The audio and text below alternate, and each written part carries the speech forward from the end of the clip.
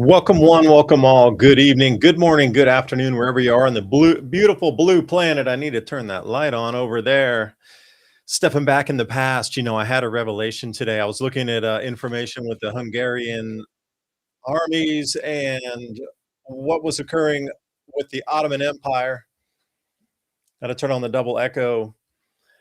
But it seems like what we're seeing again is nothing more than just these players in history are actors moving through the timeline, countries, I should say, not just individuals, the politicians, the puppet stringers. But it's if you go trace further back in the past, you start to look at. I'm going to bring a book out here too of what was in the beginning of the flood coming forward. It's nation state after nation state, and they start to diverge, and then they're almost one contiguous flow of energy between each other in the empires, the kingdoms, the fiefdoms.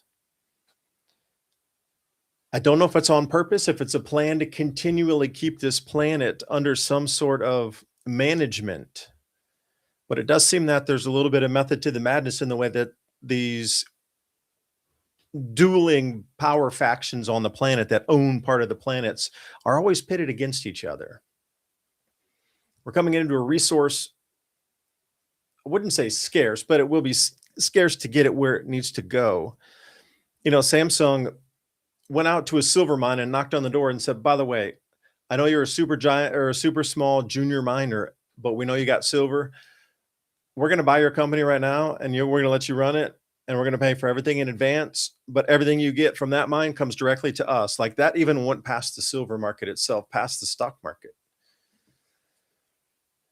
This is the levels they're going to. So you can see everywhere across the airwaves, there is going to be a change, and there is a change right now. But also, if you've seen the disruptions in weather and jet streams, cloud cells, these sort of thing, this early temperatures, it all kind of fits in. It's just one contiguous picture.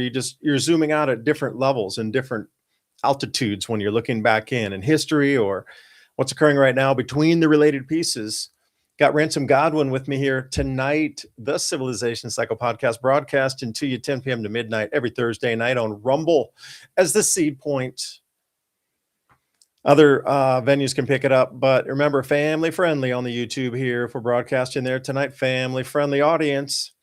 I'm glad you're here, everybody in the conversation. How's this next year going to come? Because what's the crystal ball say for everybody? And welcome. I see robots. I see robots everywhere.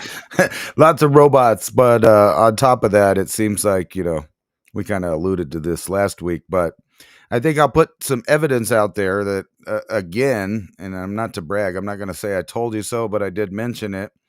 The changeover of what you think of as a natural biological,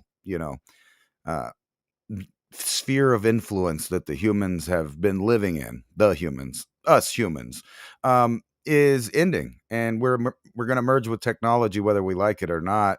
And matter of fact, that is what's being invested in. So we kind of talked about the Internet of Things, and that's where it's going. But in order to have this enabled on the population, they have to get all of what you were talking about, all of these resources totally privatized in the hands of mega corporations, elites, and nation states, which means that, they're going to be coming after what's already out there. In my opinion, they're going to try to buy it up, steal it, absorb it, try to make it invaluable and valuable at the same time, by trying to make it hard for you to do anything with it. Unless it's under this, super grid of, it's a global enslavement of AI, and all of the countries are participating. I mean, I have article after article about, their blueprint on how they want to make us totally just a product that is tracked through anywhere you go or whatever you do. It's that digital ID, the world ID. Whatever they're going to call it, it's basically going to be something that I can, without a doubt, say is going to be mandated to be within or on your skin at all times. But what's the purpose, man? I bring back to the same question anybody would ask. Like, okay, they get all this total control. They have this complete control of humanity. And then what? Then, okay, let's say they can lock it down. I think I've asked you this question. Like, what's the end goal then? Everybody's let's take it out to the Uber as far as it can ever go. Everybody's cyborg, brain chipped in. Go out to 2050, 2070. Okay, they got complete control of humanity. You can't do the single thing. Everything's locked in. You're like 16 parts robot, ticked in more than $6 million man. They got complete control of your thoughts, the way you do it. Okay, now what? And then? Then you just get programmed like the rest of the robots. Yeah, but for On what purpose and what reason? They could have done that for the last like 8,000 years and they haven't, man. I don't think it's ever been possible because of free will, but now we have the technology to dull down and erase imagination, free will, creativity. All of those things were obstacles for total control of any population at any time, because you had to control the thoughts of man. An idea is bulletproof. That's how revolutions start, inventions start. And these are things that they could never put back in the bottle. It's like the invention of the gun or the invention of steel, or pick your invention. Once it changed the world, there was no going back. And now we've created equal intelligence to ours, or at least as far as processing power, but not creativity. That's still the flaw within the program. It doesn't have creativity. It relies on human creativity. Now, if you can control and subjugate that creativity, you have a processing block unmatched, unrivaled, where you can create the world that they're having. And I don't know what the end result is. I just know what they say. And, what they say is they want to merge with robotics and become godlike creatures, which obviously is not going to involve the general populace of 8 billion plus people on the planet. They're only talking about an elite group. It's a big group, but we're not in it. But wait, this sounds exactly like you're speaking of the Sumerians coming down at the time. It's almost like you're repeating a 2.0 version of history that we've heard before. There's a bunch of domestic, whatever, indigenous humans on the planet, and then Anunnaki come in and find them and decide that they could be a nice, helpful companion race to do the heavy lifting that they didn't want to do. And they had total control over the populace. If you read and really delve into the stories, 400,000 years ago, 7,000 years ago in Sumeria, these same characters have been through time, controlling through time. Now imagine if you came up to a cave, well, let's say, you came up 70,000 years ago into what is considered not prehistoric exactly, but it would definitely be agrarian, a lot of people living nomadic hunter-gatherer types. And then you came up with our like F-18s or, something like this. Yep. Or Complete ARs submission. or something, and they're throwing bows and arrows still. Like, Right. that level of that far above has been since the inception in these stories of the Anunnaki being here for hundreds of thousands of years. So like they couldn't have controlled through the last what, 392,000 years. Well, they lost control. Now it's just the 8,000 years they can grab it back. So it seems like, if they want control and can have control, it's always been that way. It's an illusion. So I'm saying the illusion of time, the illusion of Right. enemy. Well, back in the day when the everyday man figured out metallurgy and could go get some peat moss and beat it and roast it in a fire until you got iron and then beat that into a weapon. Um, it was really hard to control. And now, if you fast forward to the future, they only have one problem, and that's that man knows how to sling a rock at so many, foot pounds per second. And they have to control that, and that's what we're seeing too. There's the last little programs that they have to do before there is a complete reset, and one of those is to take away and completely take and get rid of the idea that someone is allowed to defend themselves with a personal defense system. They have to get rid of that. Rock with Without getting rid of velocity. that, a rock with velocity, it's like David and Goliath. I mean, and there's a story there about that. A small bit of know-how and technology can overcome even other technologies, and that's a problem that they have right now. However, they have a plan for that too. That's dumb down, make illiterate, and depopulate. And I just feel like these people are so crazy that they really think that they no longer need the peasant class. They don't need it. It's just a resource at this point, no different than cattle or anything else. And when a farmer wants to relocate or a rancher wants to relocate, sometimes they cull their herd so it's easier to move, so they can restart somewhere else, Yeah, or well, they sell wait, off the now you're beef. getting into the woo woo. You're talking. Wait, you're Well, talking about an off planet civilization that's controlling this far, like the Earth, and whatever these rollover points of either solar driven or middle, black hole of the galaxy driven, well, it should be electric as well. Those cycles enough where they're like, well, it's to call the herd harbor. And I put that today in one of the show notes, that the resource is a direct quote. I put this in our show notes, the points, for example. So if you're looking,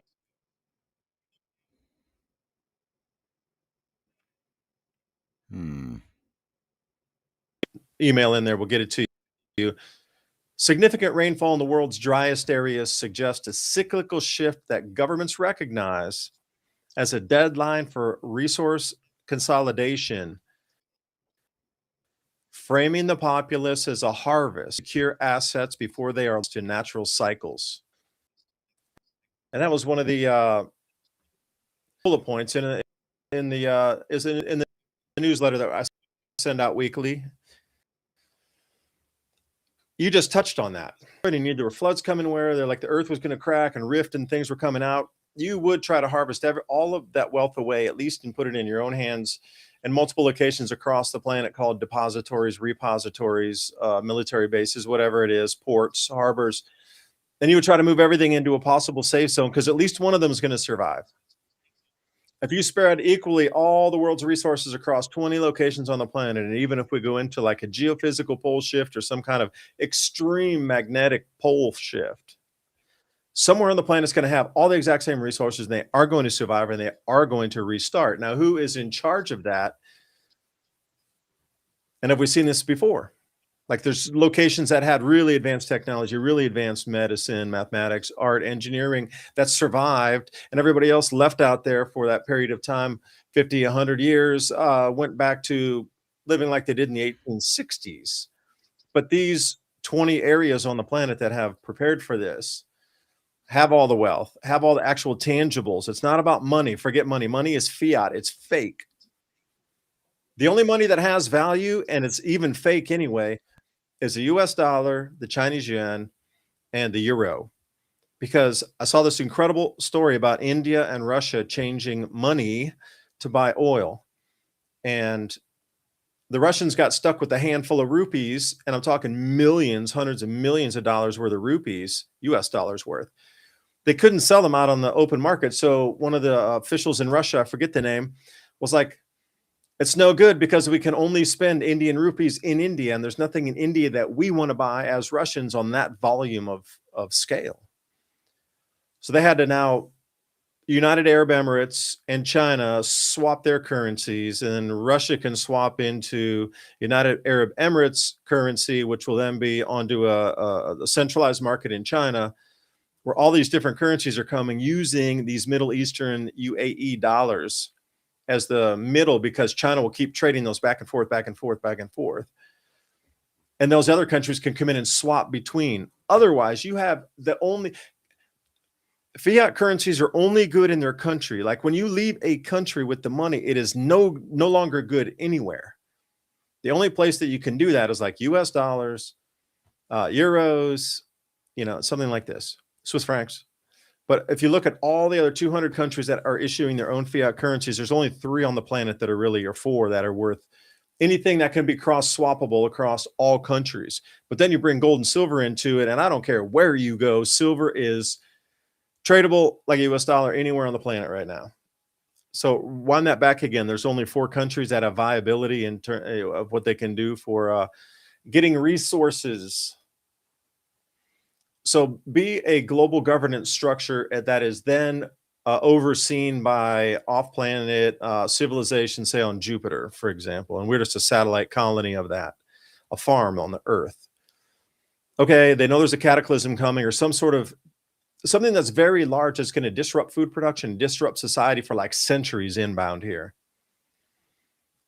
Would the home base say, all right, come back to the mothership, but bring all the valuables with you?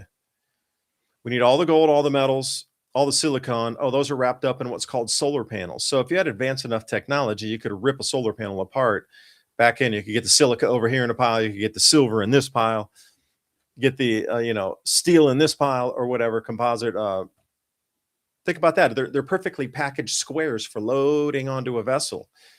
What if we are at this point where everything is being called back? Like, how would they do that? Do you think, Ransom? Like, higher entities on Jupiter saying, okay, something's going to happen with Earth. You need to bring all of the minerals, all of whatever been mined above the Earth, all that needs to be exfilled off the planet in a reasonable way that people don't get suspicious that all the minerals are being pulled off the planet in advance of this ocean slosh, deluge rain events, earthquakes and earth riftings and continental slides and ocean. I don't know. You tell me. I think it'll be something like this in this article, how the Earth's atmosphere reached the moon. And you could already guess with your knowledge of stuff what that picture represents right there. That is some super energetic material coming off the sun, basically blowing the atmosphere off and then collecting around the moon. That's how I got there. So Can you you might wide want to that ask, out, please? Can you yeah, wide that picture out? That's a great graphic. yeah, just so you just imagine. Like zoom way in on it. Oh, I think I can just open the picture in a new tab here.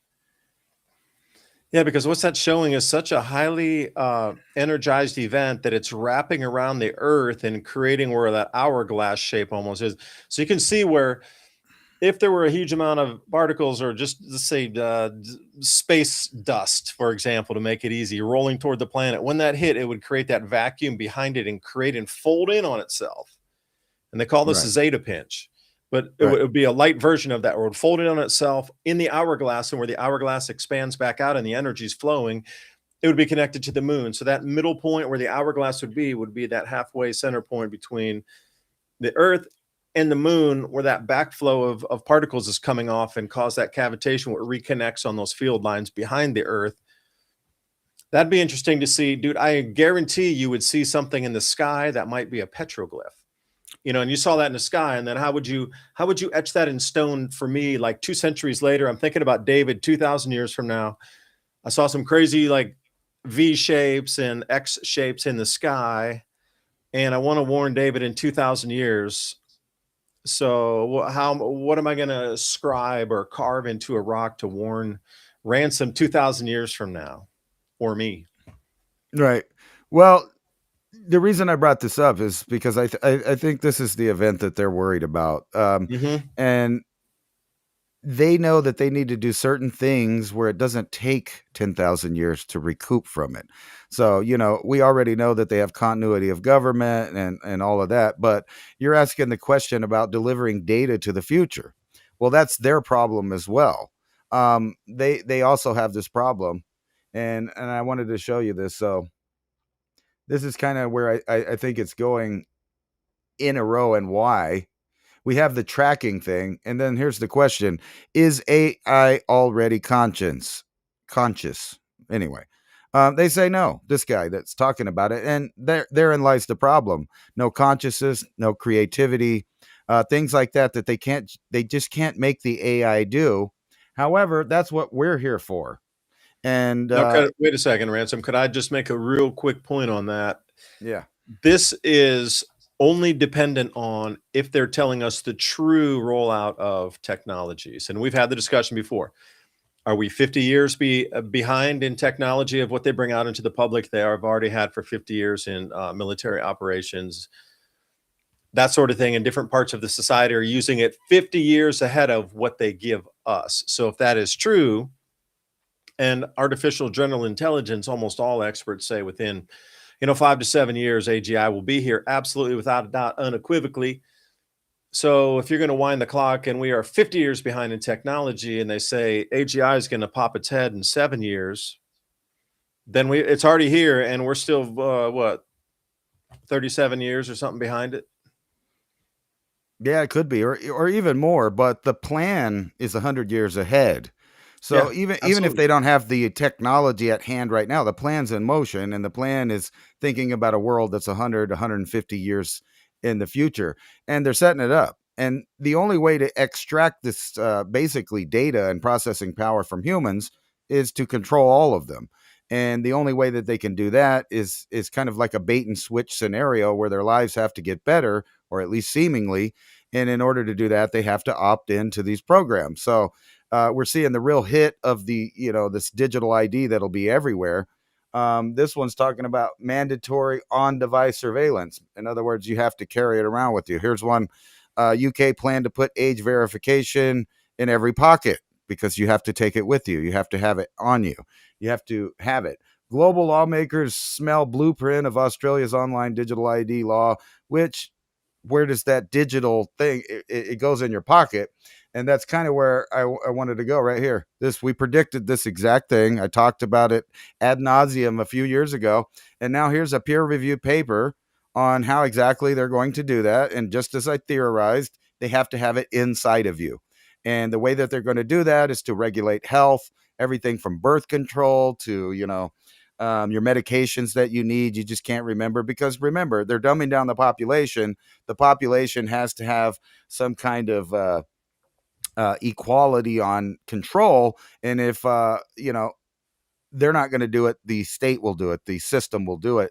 And that's exactly what this is about. Body area networks, ironically, is bands, right? Think of that. Bands, you're banned on this and you're banned on that. Why? Because, well, your body area network, you're not allowed to go in that area. You're not allowed to see those things. You're not allowed to access that data. um, that's what it's going to be turned into instead of this miraculous aid of humanity. But anyway, it's talking about cloud computing. And in order to have cloud computing, you have to have off body or off world data centers, maybe on the moon, satellites, whatever. Machine learning and are platforms that are potentially enabled advanced healthcare outside the hospital by applying distributed sensors and drug delivery devices on slash in our bodies and connecting such communications to decision making technology. In other words, the decision for those medications and how to take care of your health has now been removed from you. It's now with the corporation. It's now with whatever medical entity that's run by an AI. That's what's deciding it from then on out. And it just keeps going. You have optogenetics, and we've talked about Li-Fi and the whole system of tracking and tracing through the wireless internet, but not only that, through the lighting system of LED lights and other things. And then here you have this article right here.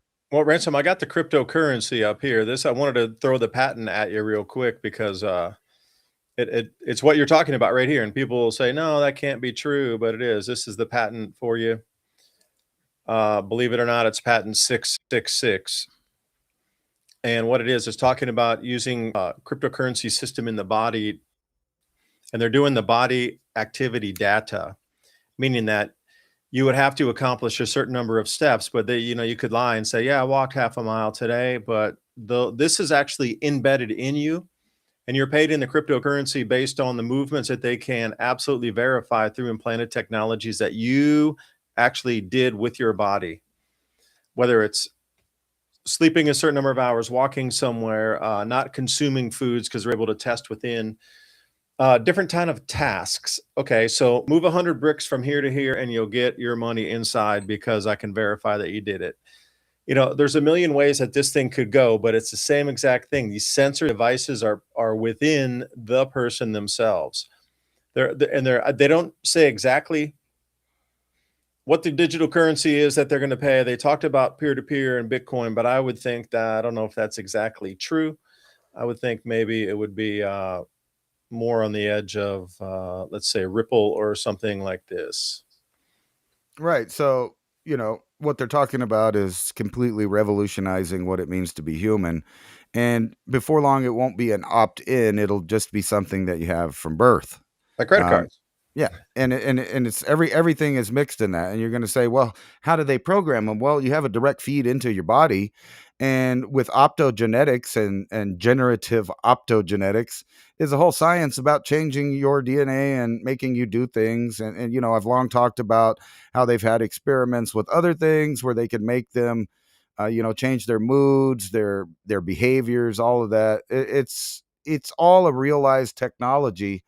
And then the next thing that exactly what you're saying is, of course, your medical, system has to be tied to your financial system and all of your other scores that they'll tie up with this, including but not limited to what we call, biometrics, which ends up being a complete digital self or copy of you.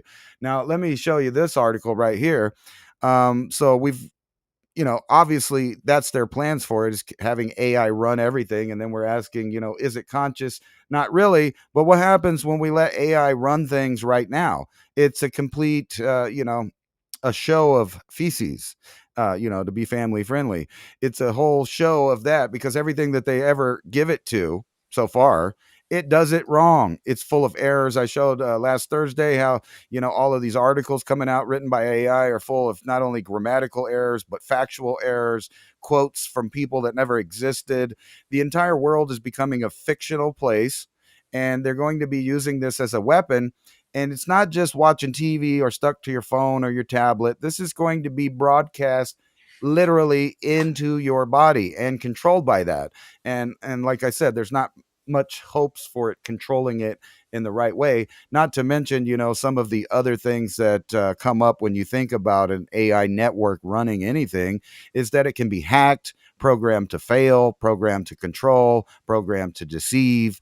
All of those are possible. And when you look at the beginning models of AI, like the Chat GPT style models that run the aircraft and the robots and all of that stuff, that's the same style AI, cognitive learning machine, so to speak, that's doing that. And it's wrong all the time because it doesn't understand things like common sense and other things. And not only that, it was programmed with bias to begin with. So all of the early models already have biases put in them about the reality of our world. So when it goes to the future, those programs, those codes, they're not going to get deleted out of there. They're just going to be there in this big jumble of a semi-conscious AI that is now connected to humans, because humans want to use the medical system and the money system and the entertainment system, and they want all of their, their apps and their accounts all on one device. Well, guess what? That device is in you. That also stops crime. If you go to other Yeah, and countries, things wait a like second, that. Ransom, and still they start cutting it out of you, you know what I mean? Oh yeah, it'll probably be like breast implants. You'll have to go get a new one every couple years, because it'll fall apart and poison you to death. Yeah, that's just crazy. And like, can you imagine the amount of different man, that's crazy with the toxins here. Well, I was trying to you know, we're already full of the stuff needed to be the right environment for these links to the technology, the Internet of Things, right? So, and then when you add your ID to it, your World ID, and I've joked about this, you get idiot, right? That's what we'll all be. We'll be idiots. We'll be IDs connected to the Internet of Things, which spells out idiot. And we're going to be used for processing, but not ours. And go back to the materials that we're talking about, all of the metals and everything. That's just one aspect. So there's this whole machine being built and a new commerce that humans don't recognize. So the machines, they want something, they need something. You might not call it want, but they definitely need. We need data. We need, computing. It needs us, because what do we give it? We give it energy, just like on the Matrix, except for right now it's in the form of all of these new, even the Trump administration is getting into cold fusion or cool fusion, all of these different energy propulsion ideas. And it ain't for us. It ain't so we can be like George Jetson and fly around the sky. It's literally just to power the AI to give us more and more computing and answers that we're trying to get out of it. Yeah, I was trying to find a different banking article on the silver here, but I want to just throw a question out there for everybody, and I'm going to actually want to show this a little bit bigger here, so I'll put myself in a corner. Other way, I need that. There we go. So a huge ancient undersea wall dating from 5,800 BC. Remember, then you add 2,000 years to make it current, and we're looking at 7,800 years a wall discovered off the French coast. Okay, and that's pretty interesting because I didn't know, and there's the reason it's so interesting, there's very little information on this of time. So what they're finding is these pillars that were put in lines in the marking of a calendar in what is now a submerged area. So think about this, we're talking about 8,000 years ago. And this was dry 8,000 years ago. So you start to take a look at it, the TAF1 or TAF1, there seems to be a wall of megalithic stones underwater in lines along here. And this is what they're finding. Alignments of stones underwater, and it's not very deep, they're in like some places 12 feet of water, something like, it's not incredibly deep, like 1,000 feet deep. But this was completely dry, where people were putting ceremonial sites up there 8,000 years, I'll say 7,800 years ago. So that was an advanced society. Like when you think about 8,000 years prior, you're thinking they're just coming out of the Younger Dryas. They got smashed back. Like Göbekli Tepe was already built and had been covered by the time this thing started to be constructed. So you look back in time and you go, all right, well, what is it with these resets on the natural cycle of things? They come and they go, and there was an 8.1 K, like 8,100 a year ago, dramatic cooling period where temperatures dropped some 4 degrees Celsius. And modern minimum was only 2.5 degrees Celsius. So if you're looking at the largest one in the modern era that really knocked back and reset our world, it was only 2.5 degrees Celsius. The 8.1 K event dropped 4 degrees Celsius. So that is in line with, they found this not just 200 years after that event. So you have to wonder if these are related. Were they building, and did they have this advanced society, and they were going and they got knocked out at the knees? Because that type of cooling event definitely would have cooled, even if there were, the weather patterns would have blown everything over Europe and it would have been exceptionally cold. I mean, they're just off the waters here. So think about just off France. It gets really cold in the winter. Now imagine dropping it, 8 or 10 degrees Fahrenheit average temperatures, and the winds would be coming from different directions because it would not be ocean as you see there. Then you start to think, all right, what was the world like back then and what was really happening? Because I wanted to throw this book, and we'll gradually go through it tonight, but I got this book here. It is The Wall Chart of World History. And they go through the different centuries, and it's kind of a cool book. They mark for you the centuries in here. But to match this event up with things that occurred here, it goes back into, the days of Noah.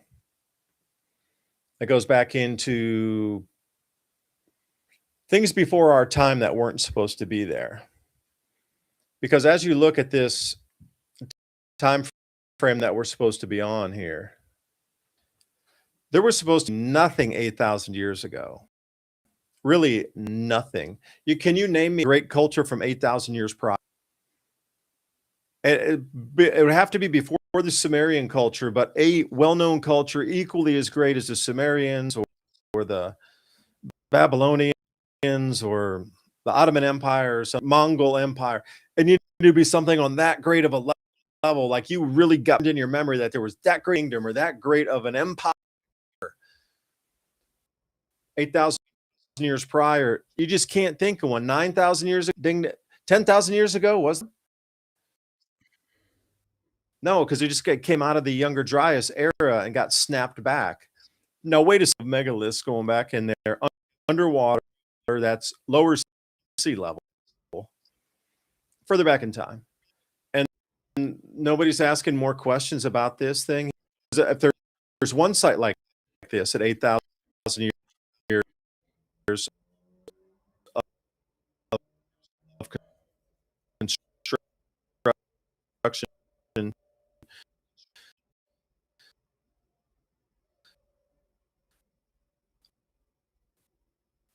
there must be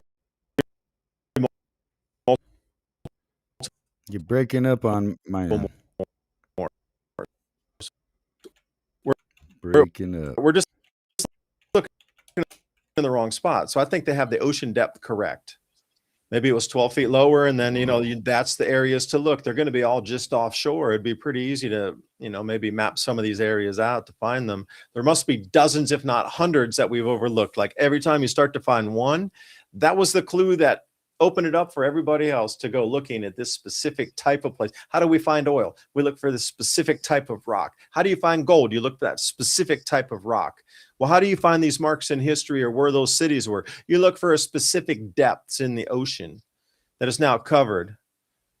Just saying. I think actually all of those Neolithic things with megaliths were a direct response to the catastrophe that happened. Where'd they go, though? Okay, so they came up with this advance. So you have 2,000 years from a knockback to become advanced. So you got 2,000 years again to get the sciences and things back, like we have since, let's say, the beginning of birth of Christ. It's like 2,000 years. We accomplished a shitload. Like from 10,000 years prior, coming out of the Younger Dryas, they had a couple thousand years to get it back together. Climate got more stable again. Temperatures rose back up again. So then they got 10,000, from 10,000 years prior to 8,000 years prior, they got 2,000. They had the exact same amount of time as we did. But they're leaving these giant megaliths, and like something is not being told to us on the true history of this planet. The engineering required to do that is beyond anything that we could, even give credit for, all the way up until like the Egyptians or something. Well, it seems like that there were certain things that were left over from, Times.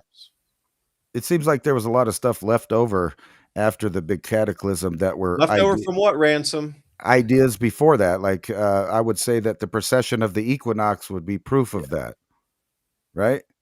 Because that's not something that people that aren't paying attention. That's not just, people running around hunting and picking berries. They're looking at the sky and they're taking long measurements that reach back into thousands, tens of thousands, maybe even 100,000 years in the past. I mean, we've talked about that a lot, that in order to have a 26,000 year precession of the equinox, and to know that, you would have had to first seen it happen once to know that there was a pattern, and 2 times to, verify that there's a pattern. So that's at least stretching back, close to 80,000 years. So I think what happened is everything got destroyed, and they had to come up with a new way to save the math and the sciences. And the way that they figured out how to do that was in stone. So that even if it was a giant flood, even if there was this or that, there would be at least 1 or 2 places around the globe that had hidden. Well, it's not really hidden. The mathematics of like Stonehenge and other things are kind of well known to be a world grid of things that knew the position of other things based on the mathematics of it. So I think what's happening right now with this AI revolution is that they figured out that the only way to really keep the information is through genetics and through artificial intelligence, to know how to decode it and put it back together. Okay, well, if you would allow me to go to the full screen here, I want to hog the screen if I could, if you don't mind. So this book I bought here was The Wall Chart of World History. Now I'm going to try to hold some of these up here. There we go. So supposedly these are the maps at 3,700 BC, 3,700, 38, yeah, 4004, that's 4,004 years prior to the birth of Christ, which would have been 6,000 years prior. So I picked a friend of mine, gave me this book, and he's like, dude, I got something for you. And I was like, thanks. And look at the great empires that were and still are. So we're going to go back, 6,000 years ago. Now, do we see anything off of England there? I mean, what was in the Black Sea? What was around the Black Sea that's not there any longer? I mean, all along Israel, there's an enormous amount of ruins that are about 14 feet deep. So I would imagine that this is very close to being the same thing, that those ruins that they're talking about 8,000 years ago, at say 12 feet deep, are the same ruins that are offshore the entire length of Israel and all around the Mediterranean, about 12 feet off depth in water. So you have to go out some ways a little bit for that. But how much has history really been hidden from us? So I want to show you one thing here. if I could. I marked some of these out. And I'll see if I can. Here we go. I hope I don't rip my new book here. Let me see. Oh, I'm trying to learn it. Come on now. There we go at the very bottom. That the deluge. It's a second flood. It's not the first one. It's the second one. Because look at the date on it. It comes down around maybe 1800 BC with birth of Jacob, according to biblical like timelines. 1800 BC, they had a second one. It was almost like a second Noah's flood. So I'm starting to mark these things in the pharaohs and the way that they had done a timeline on this. But again, if you go down over to the far right of the chart where you see the people standing up in the mountains, there was a mega drought then. This incredible drought that had come. So we're seeing the biblical flood itself occurred during Noah's time, some 2,000 years prior to this, 1,800 BC, about 3,800 years ago, the second flood. And then you come in, say, 1,500 years prior, that's another 400 years from that, there was a mega drought. And then you start to see the way that these countries and lineages had broken off. So I want to put that in context for a few seconds here in history. Like if there was one great flood, the great flood, it defined everything as we know it through all cultures. There was not one culture across the planet that did not describe this event happening. There's been an enormous amount of work done on how many cultures recorded this great flood and how many of them, it is the base of all storytelling, like the reemergence from the flood, how things repopulated. Noah has its version over here, but other areas in Australia have their own version. Other people from New Zealand and Aotearoa have their own version. You go over in South America, they have their own version. So if there was a second one, which areas did it really cover? Obviously, it hit the Middle East. There were some stories of the Black Sea and the Caspian Sea being one giant water body, along with that isthmus that comes through that allows Turkey, the Bosphorus Strait there before was a land-connected piece, and the floods from the Caspian Sea and the Black Sea combined into this giant like inland ocean, poked through there and ran out that whole entire what was bedrock before, and that's the reason the Bosphorus Strait is there. That was a drainage basin for the Black Sea. That was referenced also, but that was not the Great Flood. This was a different flood, and then right there it is. So they're showing you some truth in that. But the great drying, this whole mega drought that came some 5 centuries, or I'll count the exact time for you here. 1, 2, 3, yeah, like 300 and some years later, the Thebes and Athens was coming into fruition at that time as well. Like you see, there was a power structure shift. China also.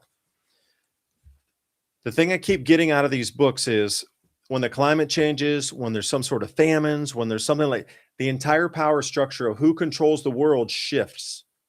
It absolutely shifts every single time. That's the thing. The most I could say is when there's something strange happens, everything changes and there's new superpowers or new controllers or something of this. But another thing across, I don't care if you went 8,000 years ago or 3,000 years ago or 100 years ago, you could still use gold and silver. Enough said.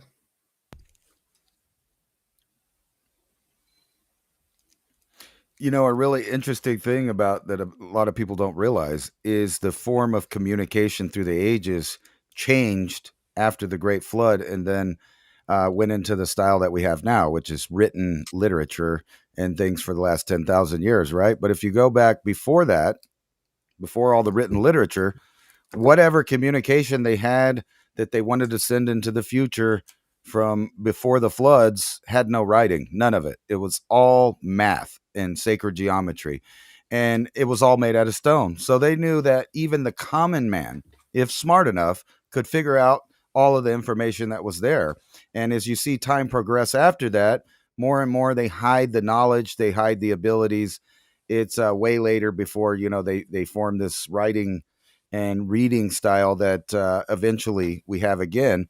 So now we're at that point again where the common man, if they want to and are smart enough, they have the IQ. They can figure out all of these obstacles with knowledge and history and all of that stuff and read it. So if you were going to have a reset again, you wouldn't want to wait 10,000 years, to regain that knowledge. The problem is you can see throughout our last 10,000 years, there was been a big effort to change it from, really hardcore science and mathematics that any person with an IQ could figure out, over to these secret schools of learning, religions, where you have to go through layers of control to get any information or knowledge out of it. And I think that's what they're doing. They're trying to switch back over again to where the common man can't access or doesn't have the ability anymore because of dumbed down lower IQs and bad diets and all of the other things, to a point where they have all of the knowledge. It's encoded, and you need a program to figure it out. And here I wanted to show you this article that's talking literally about what we're going. This is the Trump thing. The Trump Media and Technology Group, the social media and crypto company, partly owned by President Trump, said it wanted to help develop a utility scale fusion power plant. And then you look over here, BlackRock monopolizes the grid. Why are they monopolizing the grid? Well, don't worry about it. It's just so that they can power the AI and the computing powers, because they have no interest in the population anymore. In fact, the goal is to deplete the population down to a smaller, manageable, number. And then where do Wait we a go second, from Lorenzo, there? could I respond to that, please? Yeah. Let me turn that article back on, if I could, here with the wrong one. The crypto there. This is one of the most brilliant moves, because if you know the amount of power that you have, you know the amount of mining rigs that you have, and you'll have the known output of the amount of mined cryptocurrency if you're going to do proof of work, which is Bitcoin. Or if you're going to stake something, you would know the exact output, and you could also be in on a node involved in that proof of stake concept, depending on the amount of electricity you could generate.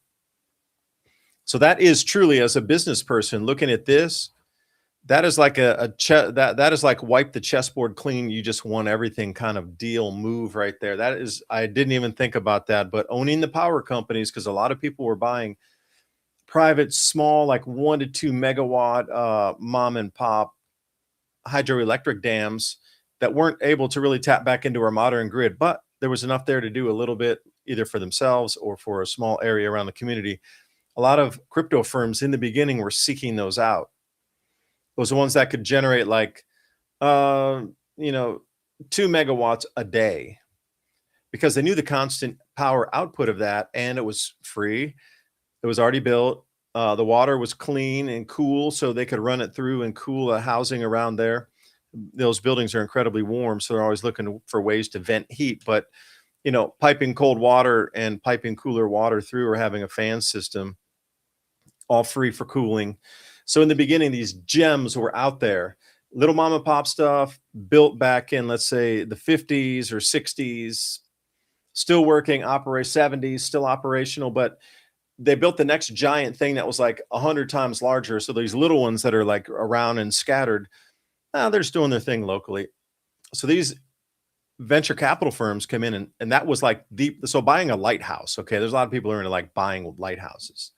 There's a huge segment of people that are just into buying windmills, like, Dutch windmills, and they remodel them inside and they turn them into a house. And okay, there's a whole thing like riverboats, canal boats in the UK. There's a whole like genre of people who buy canal boats. Like over here, it might be the RV or whatever. People buy it, kit it out, do whatever. There was a whole segment of real estate deals just specifically to get those hydroelectric power plants on private land that had a certain water flow, that had a certain electrical output. And that was the raging play. So if you just had one, and like you said, this thing, I don't even know if that old dam over there works and generates it. They bought those and they refurbed them. And yeah, so this is a perfect play right there. Now, what you said, they're trying to privatize all the electricity. So who's going to get the precedent this thing moving forward? Are we, the humans, going to get the electricity? Is the AI going to get the electricity? Because that determines civilization moving forward. I mean, just take their word for it. I mean, like right here, we'll go back to this BlackRock thing. I trust government. I trust the government. Says the So Minnesota yeah, said it. Public I'm free. That was Utilities. my get out of jail free card. Right.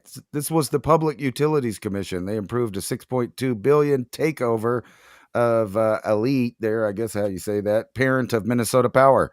Now it's owned by BlackRock, and Wait, they're now going what to is BlackRock doing though? This is the whole key of what are they doing with well, that they electricity? AI driven demand. They are Don't mining Bitcoin and they are running nodes on different from Sway to they're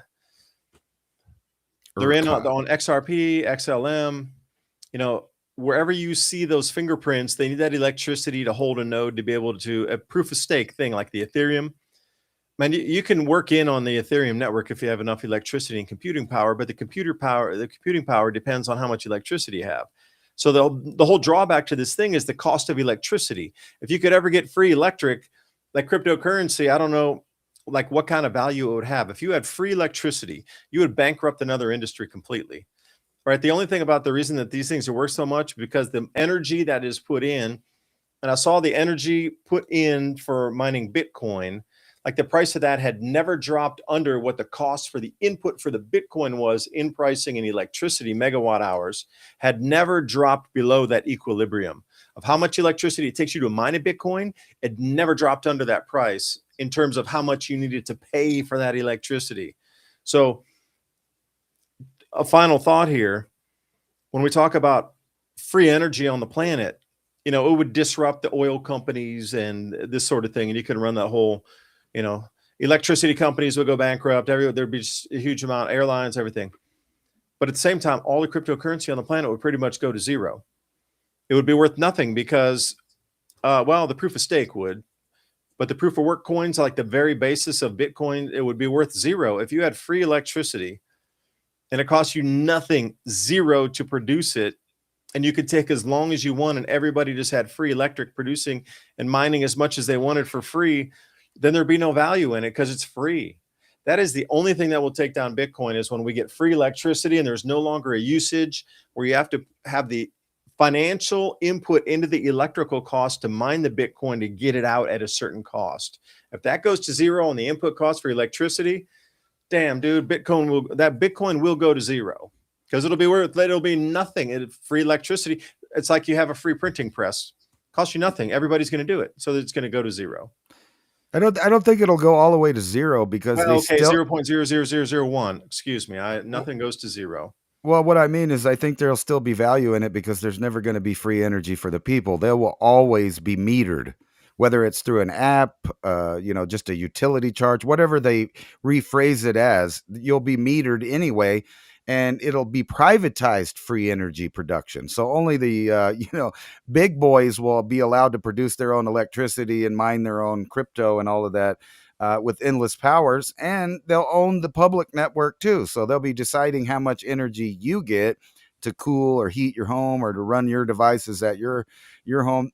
It's a feed the machine mentality. That's what it is. They're now converting us over only specifically to pay for building their empire of calculations, their empire of computing. That's what's going on now. That's our only purpose. And so what would you need that computing power for? Well, it's that a digital nervous system that controls all of your medication, your mood, your everything, your money, and how do you get it instant? Well, you just go with optogenetics. So everybody gets the message and updated it simultaneously with no lag. Yeah, great. Thanks, man. I just need another implant into my body. Great. Another mag, please. The clip's out. Right. Civilization Cycle Podcast. We're going to jump over to buymeacoffee.com, read out some of the comments. Thank you for your support of our broadcast here. Rhonda Holub, Merry Christmas, guys. Hey, Merry Christmas to you. Thank you for saying Merry Christmas instead of Happy Holidays. Like the same thing. Happy Independence Day or Happy 4th of July. Huge difference, right? Like they're trying to use lexicon in your brain there. So someone, as always, thank you. Anna bought 3 Double Espresso says, love your clips. Ransom, that is you loading the clips. Love your clips. So love Ransom's choice of the clips, loading it up. Thank you for telling us that. Catherine Barlow, and Ransom, I'll let you respond to that. If you wanted to sell a small amount of my silver, like 5 ounces, where's the best place to sell it? Like JM Bullion? Oh no, local. Just go There'll to be the like a million people that want to buy your silver right now. Don't send it local. Yeah, you just find out what the melt value is of it, or whatever. If it's pure, then it has the price that it is, and you just go sell it to a buyer. Don't go to a pawn shop. Probably go to a No, jewelry no pawn shop. shops. The jewelry shops, the people that actually are in it to buy silver, will give you a better deal. They don't care; they're making money. The pawn shop, of course, they're gonna try to get a little extra on top of it. But yeah, even if you don't have somebody that deals in precious metals in your town, there always is that option of the pawn shop, and you can argue the melt value, and if they want it, they'll take it. They know what it is.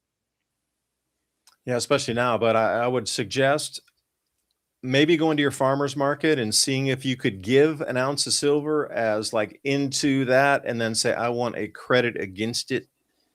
Right. So if you're willing to part at it at this price, maybe you could go to like an Amish farmer's market or some sort of like a local farm market, weekend farm market, whatever you have in your area. Find somebody there who you've seen forever, knows they're always there and they got some real operation going on. And just say, well, I have an ounce of silver. How much of a store credit would you give it for me? So then put it down in your book at whatever, 65. So as I come by, I can buy all those fruits and vegetables out of $65 in that. And then if I need to, I'll wait. And then, in 1 or 2 weeks, it's $68 for that piece of silver. Right. Yeah, right. So you do that. That's a great way to, and then people will start talking, and there's a silver trade community already going on. So if you're smart enough to be ahead of the crowd to say, hey, I want to deposit some silver to make sure that I get this much in this fiat currency right now, dollars worth of your veg or your produce or your fruit or whatever, handmade soaps or anything. It could be anybody. Trading silver out there in the community to get that supply into you it's going to be something special. Let's say that you're going to watch people walk on water during this time. It's going to be, Well, right now, anybody that knows what about silver is going to accept it as currency. I mean, any personal person that somebody, they're going to be like, yeah, okay. They're going to get a hand up on the deal, but you're the one wanting the paperbacks. So you're the one losing out. Obviously, the person accumulating it's going to get some kind of finance charge. I mean, you can call it whatever you want, but when you consider that, they're basing taking it on the future, so you're going to get most of its value in trading it with anybody that has silver. They'll know that's an equal exchange. They're not going to have a problem with that. I've literally done work and been paid in silver before, like construction work. why not? As long as it's an equal basis. Like if they're going to try to take you down $2 off spot because, oh, I got to take it over. Okay, thanks, bye. Because you're going to find somebody who'll say, okay, let's look up the spot price online right now and we'll agree on that price. Right. That's the way it should be. Okay, there's an agreed upon value on it that's on somewhere as a third party validator. Okay, cool. We'll both agree on that spot price, like Kitco Metals or something reliable. All right, jump in there, and that's the way it should be. That's a peer to peer transaction. There's a validating network on that. Yeah, I got this for somebody for doing some roofs, and they only owed me about $50, and now I got a stack of mercury dimes that's worth a lot more than 50 now. Yeah, absolutely. And we should be learning how to trade in this change also. The constitutional, like how much is a mercury dime worth now? Okay. Right. Points out, was a 7/10 of an ounce inside the $1 or inside the 10 mercury dimes, which is $1 of value, right? So you just have to work out the math. There's all these kind of calculators. So just to keep an eye on it, like you should kind of know what a mercury dime is worth, about $6.50, maybe even more in some places. Well, I don't know what your calculator says there, but these are dimes, not like quarters or anything. Taco Banana bought a double espresso. Have you guys noticed on the Google Calendar app there are no holidays listed starting 2031? Ransom, I don't know. Take us out on the break. Give us a comment, and we'll come back. Yeah, I kind of wanted to get into some goings on out there in space and how that relates to possibly what's going on down here on Earth, and it all really connects into them transitioning I to want to come this back to the next circuit thing. board of the ancient monuments, my friends. Please join us for the second hour here at the Civilization Cycle. Please support our sponsors. We approve every single product, and we've tried all of them here, so they are what we say they are, and may you get some benefit out of that. So please support them, and they will support us. So we'll see you in just a short break here. Come on back. 'Tis the season for stocking stuffers. The holidays are upon us. The gifts. What are you thinking about giving to others? The gift of stress relief. Rest well, wake clear-headed, melatonin-free sleep.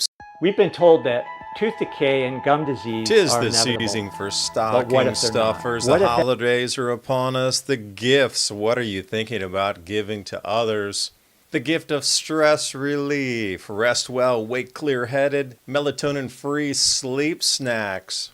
Master herbalist building and combining CBD, CBDN, functional mushrooms, other sleep-enhancing botanicals with an impeccable balance. One of the greatest natural sleep aids currently available. How about CBD topicals, an effective way of harnessing the power of CBD and CBDA? Full Spectrum has benefits for inflammation and soreness on your skin. Lip balms, and body creams. What better gift to give relief? Don't forget your pet CBD. Chicken flavor Full Spectrum for dogs and cats. Gotta keep those little critters happy. Immune support, no problem, got you covered. Aptogenic mushrooms, herbs, and other soothing ingredients help you feel healthy and vital when you need it most. And for these focus gummies, check out the ingredients: tapioca syrup, beet sugar, real grape puree, none of the chemicals we're used to seeing, pure and natural. Sleep gummies, stress gummies, blueberry lemon flavor. Fall asleep faster, stay asleep as long as your alarm setting will allow you, and wake up refreshed, ready to thrive. Blueberry lemon flavor. And if you're not into the gummies, Full Spectrum soft gel capsules.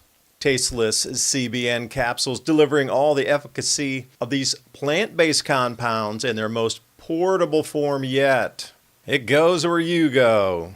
Not a fan of capsules?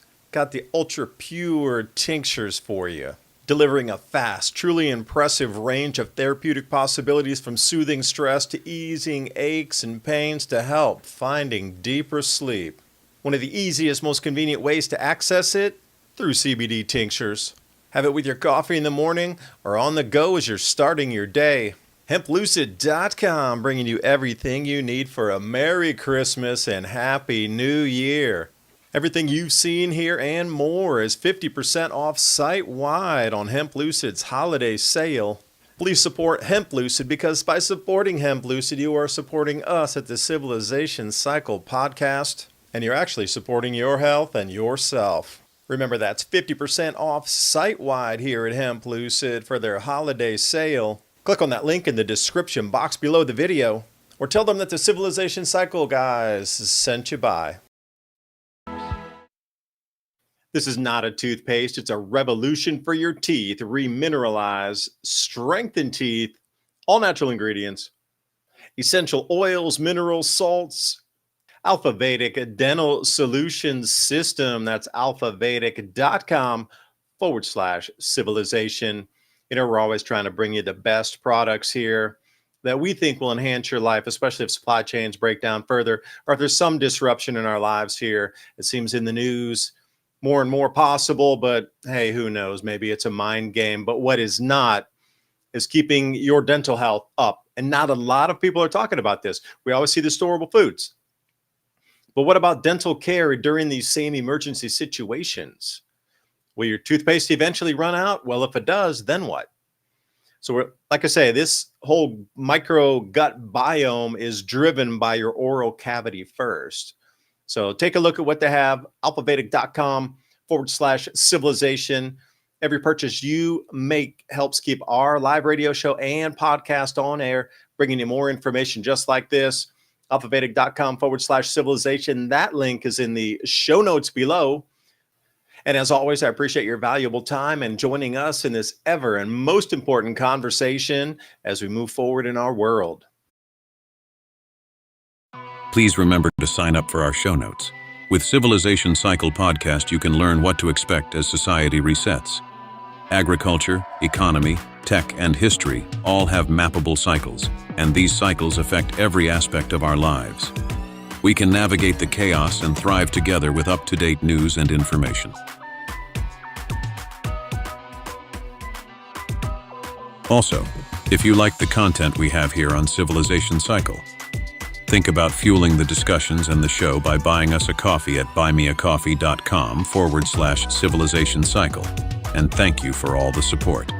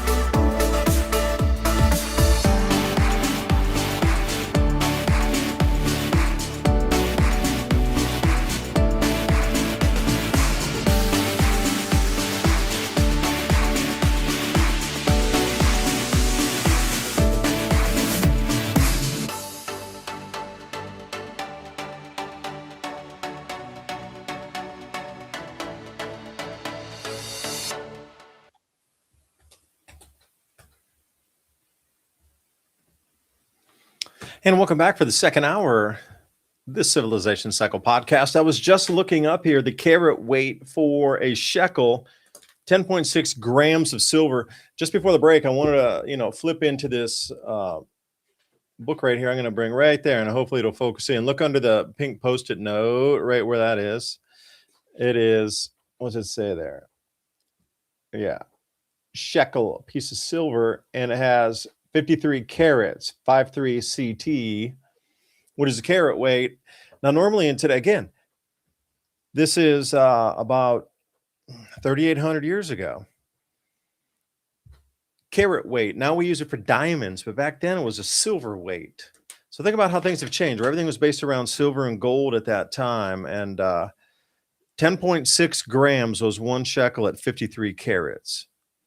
So it's approximately 0.2. If you're going to look at something like a carat, would be 0.2 on that. So 53 times 0.2, you're getting around 10 point something on the gram. So multiply the carats to the grams is 0.2. But starting off the show like that, thought I'd go a little into that. I wanted to see what the numbers were, because we are getting reset to a silver standard, believe it or not. Just before the show, we were talking about how are they going to accomplish this movement from what you have and taking everything out of you. Now, I've been told one way they're going to use sugar, and they're going to make the price rise and rise and rise to the point where it'll be $1,000 an ounce for your silver. Now, with that said, the rest of the world or the rest of society is going to be real expensive.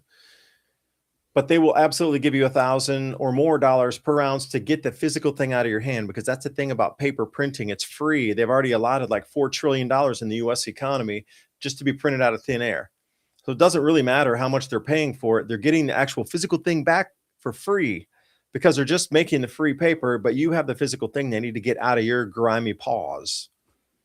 whether it be a 1 ounce round, a 5 ounce bar, 10 ounce bar, grandpa left you a couple silver dollars from the war or something. They want that. They're going to want it. Like right now, they're pretending like, oh, no, they're not. You have to realize that our civilization stops if there's not enough silver for the manufacturers. Now, the same thing would have occurred with sperm whales when they were harvesting all the oil. They thought there'd be no more lamp oil on the planet because the damn, sperm whales were running out. Well, there's going to be no more lamp oil. Then they found, petrochemical black gold Texas tea, and we didn't need those whales anymore. Because I was just wondering, that whole sperm whale, we got to get the thing from I was just wondering if that's a way to kill all the whales to stop the intuitives on the planet from communicating at such a high level.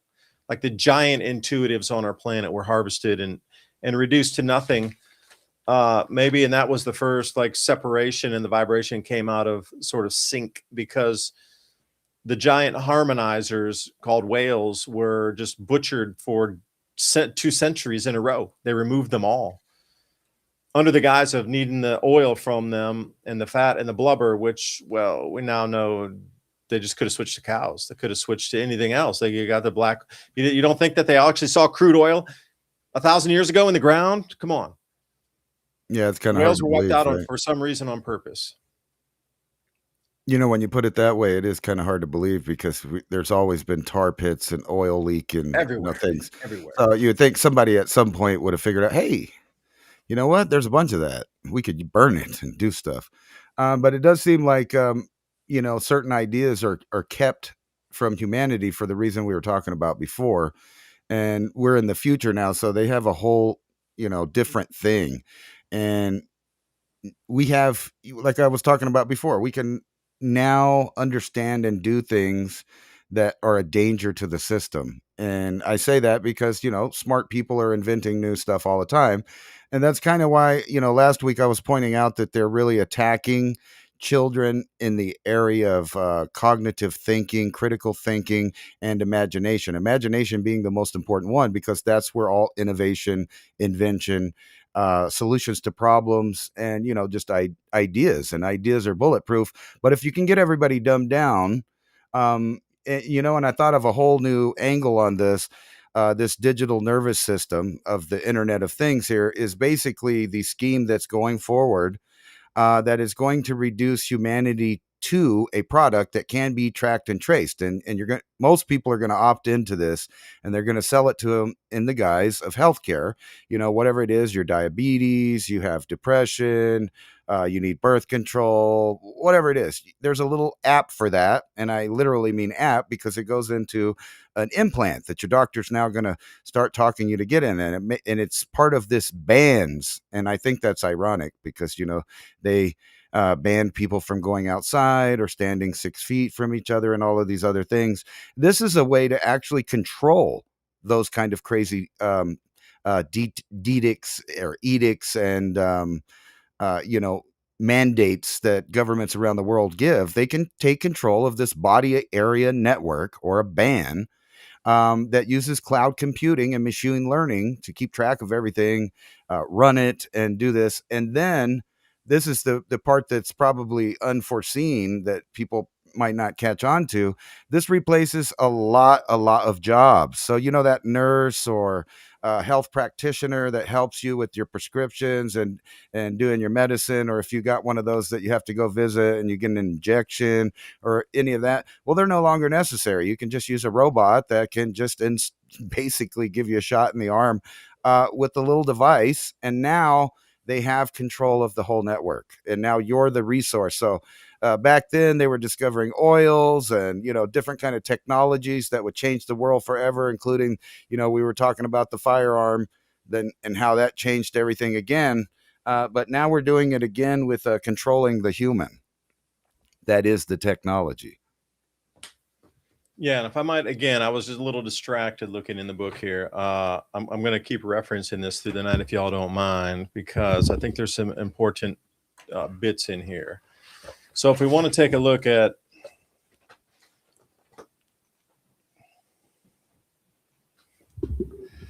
what these temples look like prior. So empires, the Persian Empire. So Does this not look like a circuit board to you? If you were to clip this off and look on a microscope, this is exactly like a circuit board.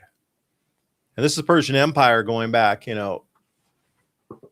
4,000 years prior. What were they talking about with technologies that they had at that time? And I'll show you a couple more famous temples here. This is the Temple of Diana, and I like the way the book folds so you can't ever really break it too much. But the Temple of Diana here, if I could put this book back together that I said was not easy to break, right here. Again, the Temple of Diana. Is this what you remember in history as being such? But here's the whole thing. They said they're both destroyed by fire.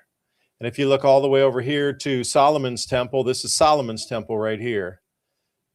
Solomon's temple right there. For me, it looks very much like a European castle. Like if you're looking downtown in London, that's a royal family castle. That is exactly what you would see with the King of England right there.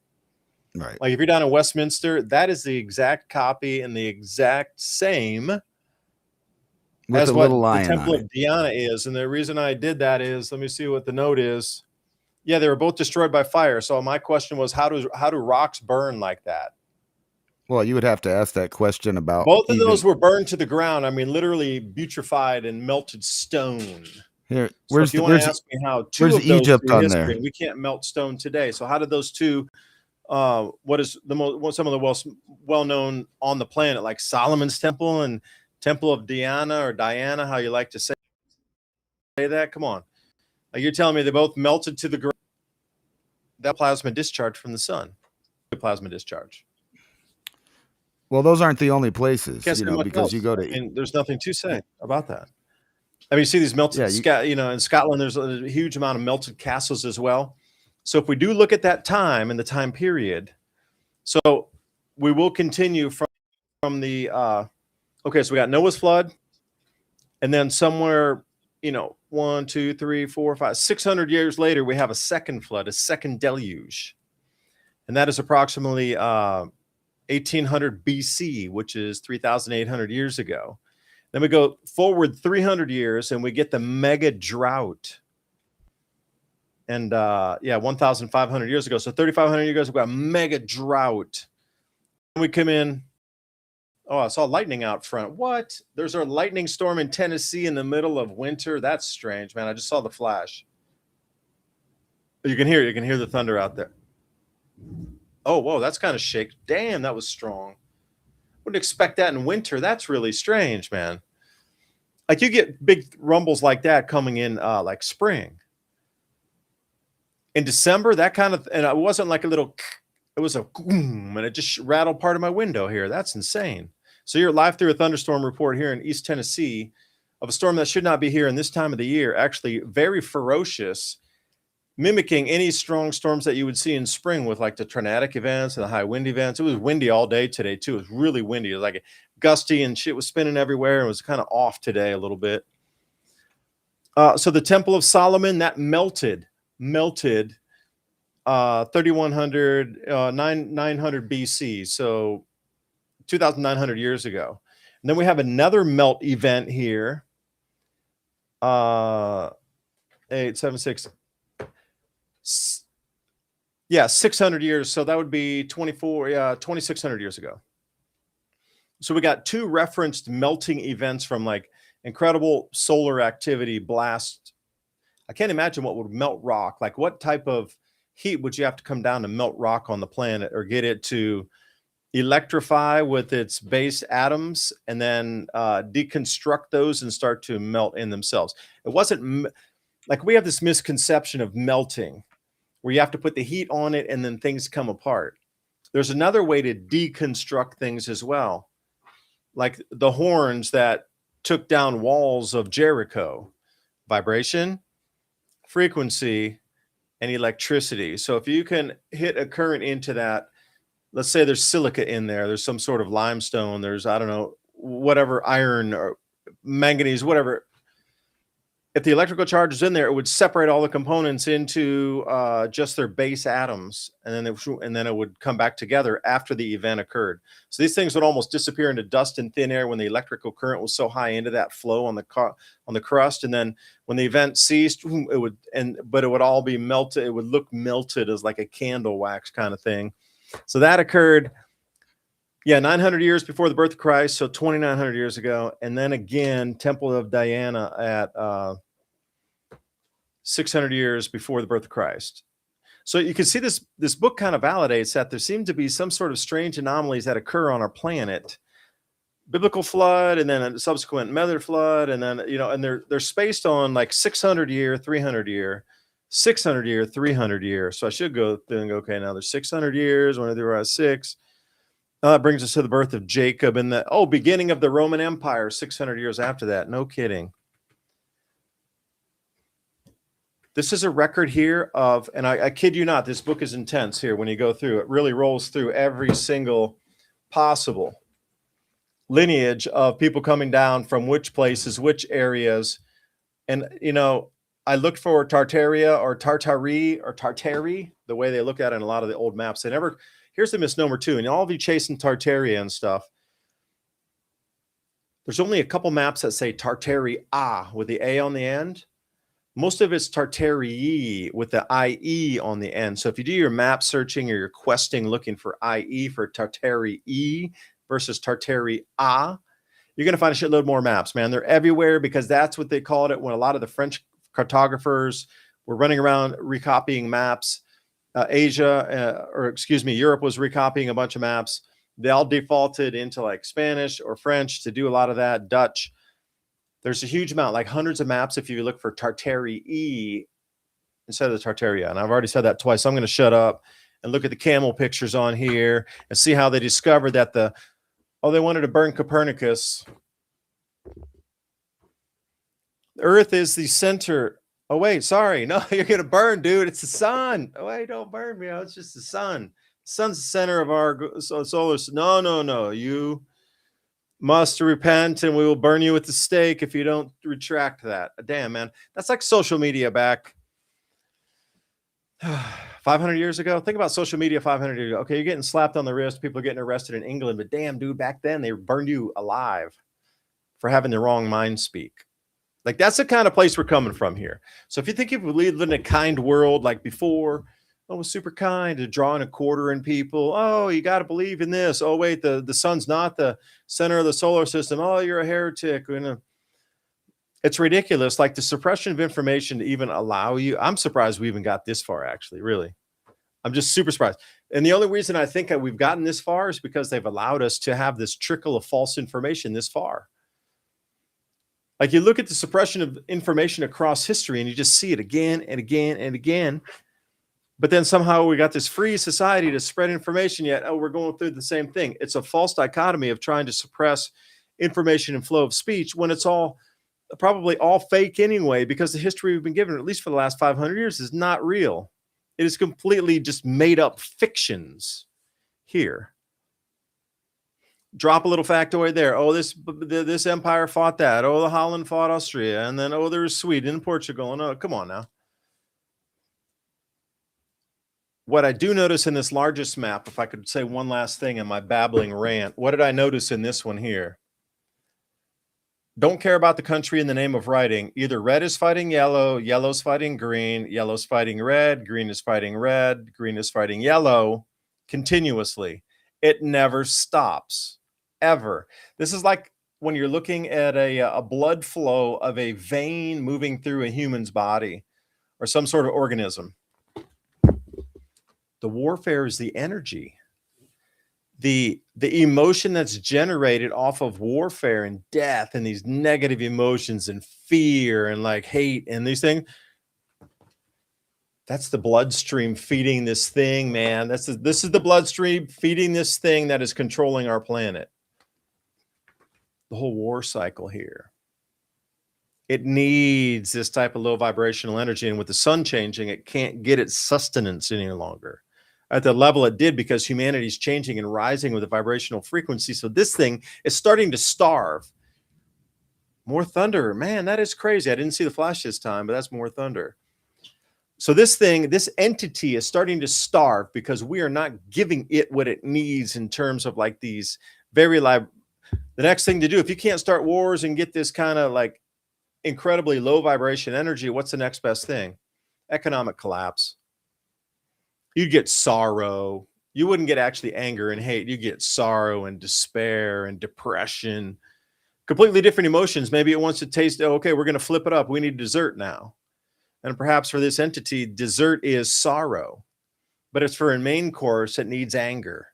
Because damn, if you look back through what the Mayans were doing and everywhere across the planet, like there's always been things going on that just, it seems to generate a vibrational field around the activity. And a lot of these activities seem to appease this same bloodstream energizing forces of these same emotions through history. That's what I get out of this book too. I'm looking at a human body anatomy on this one. So Ransom, I will allow you to respond to any of that woo that you might think I have tossed into there, man.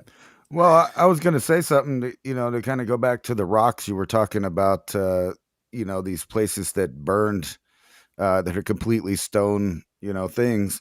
But if you look around the world at different civilizations, you find stones that are vitrified for no reason. And that includes places like in England and Scotland, castles melted.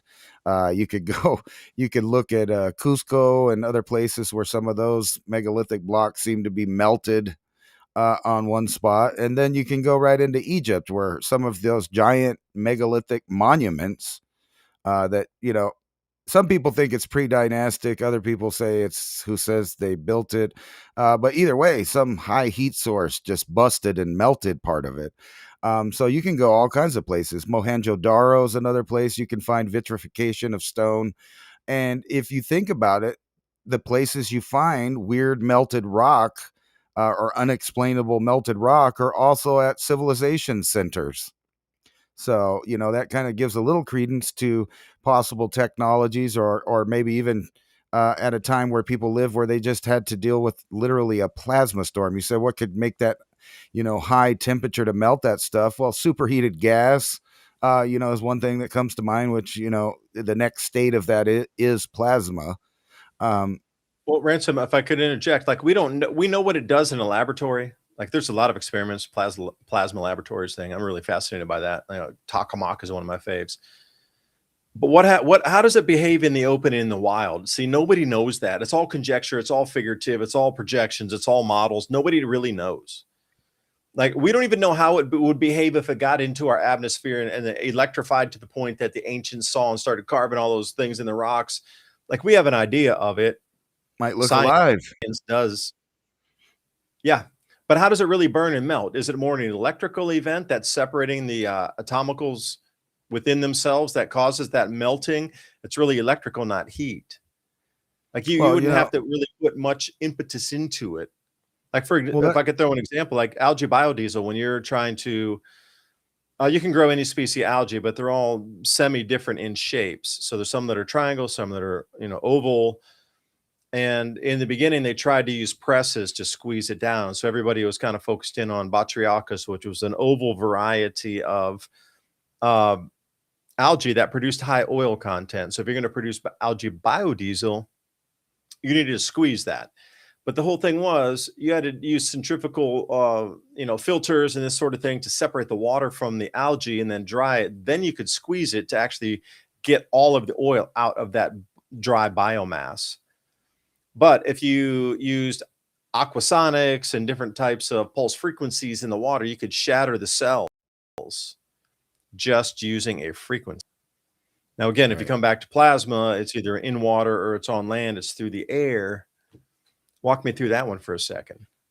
Well, before we jump to the sun or technologies, there is another culprit. It's lightning. I mean, that's an example of plasma in our atmosphere, melting things, frying things. I mean, look what it does to sand. You get those big, beautiful, tree branches of glass that it created. Fulgurites is the name of those things. Yeah, I forgot about the name of that, but yeah, that's a natural And I forgot phenomenon. some So vitrification in the year of vitrification. Yeah, vitrification is like coal making, not vitrification, melting. right. Well, it kind of goes back to again the stone things. You were also mentioning, religions that, and I was talking about that too. The information kind of that's the inheritance of all mankind has been gathered by a few and they try to hide it in mystery schools and religions and things like that. But if you go look back at these stone monuments, you notice two things. They're really hard to get rid of. So even if you have, a little kingdom with a bunch of manpower, it's hard to get rid of, right? It's still there. They find them, we still have them today. But what's encoded in there is not a written language. There's no religion, none of that. It's just shapes and math. And that might go lead to that thing you were talking about. Why did all of these you know buildings look like microchips? Well, it may be leftover information that they were gathering from these stone monuments. I mean, it's just put there. It's something that whoever put it there knew mankind would live next to and beside for generations, all the way up until this point. And it's kind of weird that some of the areas where the most writing in our form is the same places that for some reason war breaks out. You were talking about the anger. War breaks out there, and then they blow up all the stuff or burn it. And you can go throughout that entire book there and find examples of battles where right afterwards one of the first things they did is destroyed all the information of the culture that they moved in and conquered. They would just destroy it. They'd go through the library, they'd find new books, that they didn't have, and they'd probably keep that for their library. But if it was copies of anything or stuff that they didn't have, they just burned it in mass so that the common man didn't know. And that was one thing those rock monuments circumvented. It circumvented the power of some kind of kingship or someone and put it solely on the IQ of figuring out that these weren't like worshiping gods or goddesses in the sense of religions. But if you notice, all the old monuments mark things that were physical and real, like the stars above as the map, the time scale, the precession of the equinox, the sun and the moon, the times that they peak, how farming equates into that. So that's a really old science that was right there given to us in stone. And they couldn't really hide that. So now what do? They're all monuments and they're off limits, or there's a war zone there, or they got some kind of anthropology museum saying you can't do this or that there, and you can't have other theories. Just take Egyptology, for example. It's That's a joke these days. it's pretty much laughable because there's obvious pre-pharaonic megalithic stuff all around there. And I don't blame them at the time, but it seems like they just moved in and started writing on rocks, claiming the production of it, even though the maybe the geology doesn't agree with the story there, or you wouldn't have eroded sphinxes and all that erosion on the main pyramids and stuff like that. The story goes, they just kind of more built it recently, and then people came and they looted the nice blocks off of it. But you see all of this super water and wind erosion on everything there, so the time scales are way off, or the events were much larger. I mean, you could take your pick. I'll say the events are much larger. I'm trying to send you an image right now that showed water erosion and water lapping up to where you see those the capstones that was water erosion, wave erosion there, that the waters had risen that far up, like 100, 200 feet deeper, eroding that up on the top capstones, and then subsequently the seas have drained down. So you just have to wonder if you're looking at some of these events through history, some sort of displacement, even if it was 100 miles, like our Earth shifted somehow, not geophysically completely dumping on the poles, but for a short period of time, that would be ferocious wave action. Like even if a flood came in for just 2 weeks, up to that level, 200 feet taller, Earth slipped a little bit, like 2 degrees, 120 miles of movement of water, or let's say 1 degree, that actual geophysically shifted a single 1 degree. So 60 miles of water got displaced. It would be sandy, be rolling through the desert. It'd probably slosh around for weeks and weeks and weeks. Now, could you get that much erosion off the capstones with something of that depth and that level is the question. Now, Ransom, I'd love to send you that, but I need to go back into Teams, which I turned off the same bandwidth to be able to get you that image. So let me turn it back on. but I would love to send that to you. I just did it in a video the day before yesterday. Here, And I we'll was try- asking some of these same questions. There's a huge amount of rainfall coming back into Africa. Not a little bit, to the point it's actually disrupting society there. And he would say, well, how is water disrupting society? They should be just like jumping for joy. The water, it's always like really dry and they're praying for rain. Well, as the lakes had been decreasing, and I found a couple from the 1600s, as the lake water had been receding, everybody's following it. Like, 2 generations, the lake's like 15 miles further that way than it was when you were a child, or your parent was a child, your dad was a child, or mom. It's gone that way 15 miles. So the villages are chasing it and the towns are chasing it down. They're chasing the constant water supply. And they finally got to the very furthest down, probably 15 years ago, or right at the, about 2000, somewhere around there, 2005. That was the lowest the water could ever get in the entire cycle of thousands of years. That is the lowest water that is possible on the chart of going to the high and the low. It never gets any lower. That's the baseline lowest it can ever go, ever.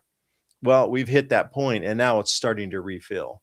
So for the next 6,000 years, that thing's only going to get deeper and deeper and deeper and deeper. There's no way to run from that catchment basin. That's the whole thing, is it is coming back. The entire flow of everything on our planet is coming back from time immemorial. So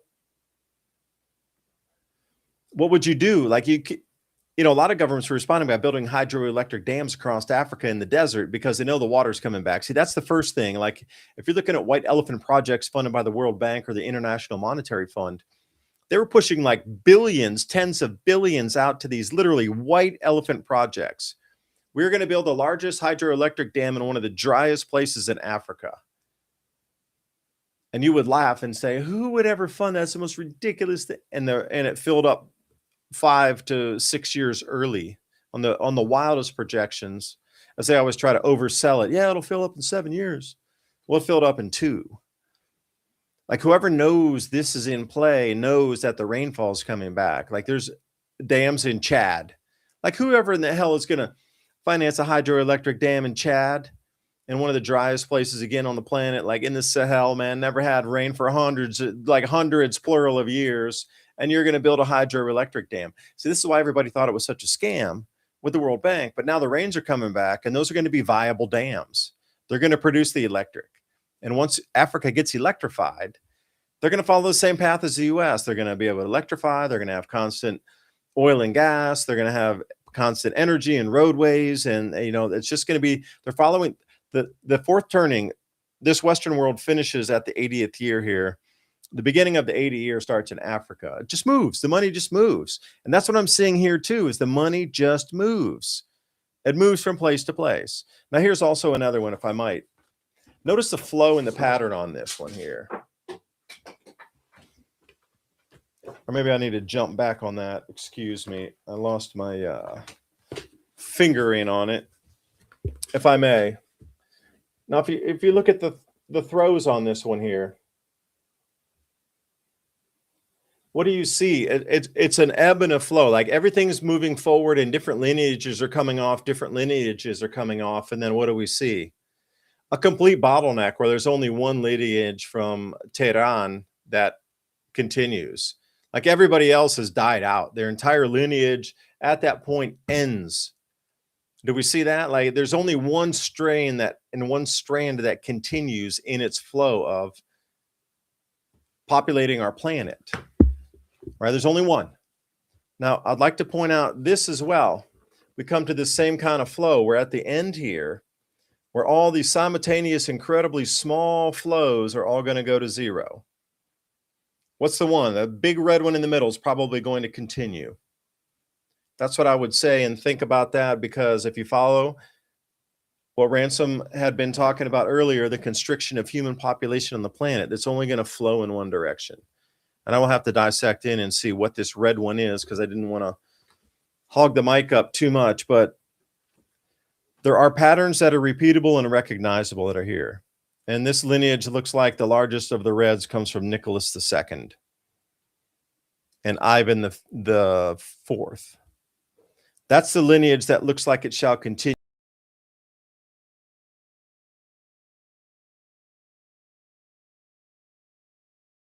Did his internet cut off? You are frozen, sir. Well, I'll wait for him to readjust. Anyway, check this out. So here's a picture of that Osirion that's out there back behind the pyramids. And you notice how all of the blocks are flat, but not only that, that it's submerged underneath the ground level down here where most of the building is now below the water level.